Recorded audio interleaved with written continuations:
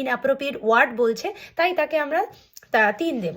আর যদি সেই ব্যক্তিটি সাউন্ড তৈরি করে, মানে বিভিন্ন রকমের সাউন্ড, যে সাউন্ডগুলো মানে ওই ব্যক্তিটি গোঙানি হতে পারে বা কোনো ভুলভাল একটা শব্দ তৈরি করছে, তাহলে বুঝতে হবে যে পেশেন্টের কন্ডিশন খুবই খারাপ, তো তখন তাকে 2 দেব। আর যদি কোনোই রেসপন্স না করে, একদম আনকনসিয়াস, তাহলে তাকে 1 দেব। এই যে 6 পয়েন্টটা আমরা তখনই একটা পেশেন্টকে দেবো যখন সেই পেশেন্টটি আমার সমস্ত কমেন্ট ঠিক করে ফলো করছে। মানে আমি তাকে বলছি কোথায় তোমার টাং দেখাও, হাত দেখাও, সে দেখাতে পারছে, তো তার ক্ষেত্রে আমরা 6 দেব।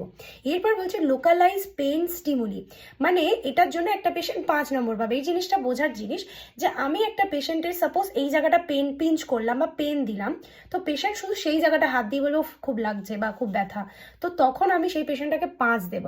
মানে সে যে জায়গায় ব্যথা হচ্ছে সেই জায়গাটাকে সেন্স করতে পারছে। আর একজন পেশেন্ট 4 নম্বর তখনই পাবে যখন সে ফ্লেকশন উইথড্রল করতে পারবে। মানে সাপোজ আমি তাকে পেন দিলাম, যে জায়গাটা সে সেই জায়গাটাকে টেনে নিতে পারবে বা ছাড়িয়ে নিতে পারবে, পুল অ্যাওয়ে করতে পারবে, তো তার জন্য সেই পেশেন্টটা 4 পাবে। এরপর চলে আসি 3 নম্বর কখন পাবে। 3 নম্বর হচ্ছে অ্যাবনর্মাল ফ্লেকশন বা যেটাকে ডিকর্টিকেট বলে। এটার মনে রাখার উপায় হলো ডিকর্টিকেট মানে টুয়ার্ডস কোর, মানে একটা পেশেন্ট তার হাতগুলোকে এইভাবে রেখেছে, তো সেই জন্য তখন আমরা ডিকর্টিকেট বলবো এবং সেই পেশেন্টকে আমরা 3 নম্বর দেব।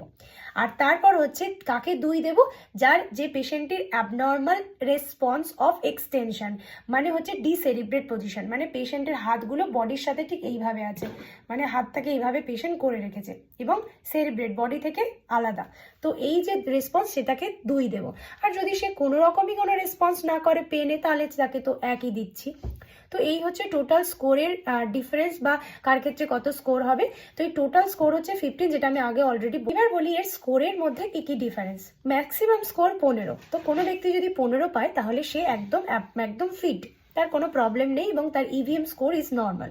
এরপরে ধাপে ধাপে নিচে আসি, যদি তার 13 থেকে 15 স্কোর হয় তাহলে বুঝতে হবে যে ব্রেনে মাইনর ইনজুরি হয়েছে।